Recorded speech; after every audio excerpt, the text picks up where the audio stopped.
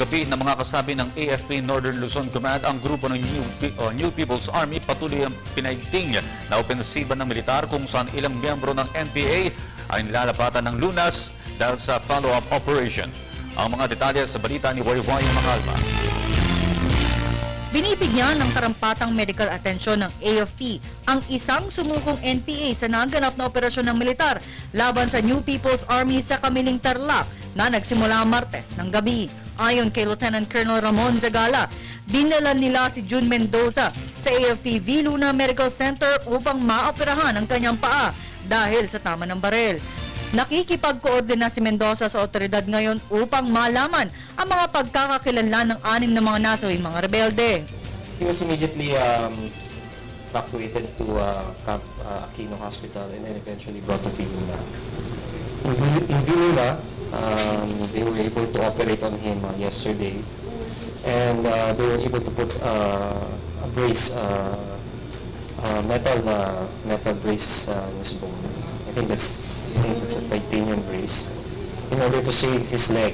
And the doctors in Viluna worked hard on his leg. So we're very hopeful that his body will accept the metal brace that was embedded so as to save his leg.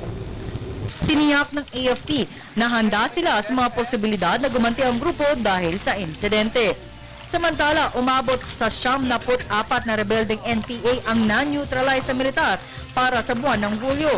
29 ang nasawi dahil sa operasyon ng militar. Kasama na rito ang 6 na namatay sa Kamiling Tarlac.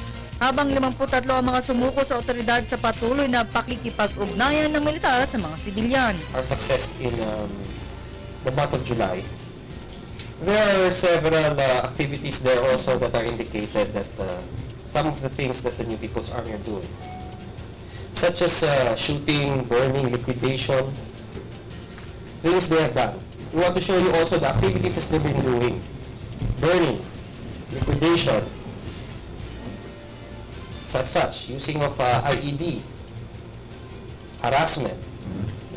The encounters that we were telling you is just part of the report that we also have incurred losses for this month. A lot of soldiers also sacrifice their lives to ensure that we have a secure environment and that the gains we have for this month was not free. There are some soldiers who perished and wounded at the same time. We incurred losses also, but we have the upper hand against them. Para sa telebisyon ng Bayan, Wayway Makalma.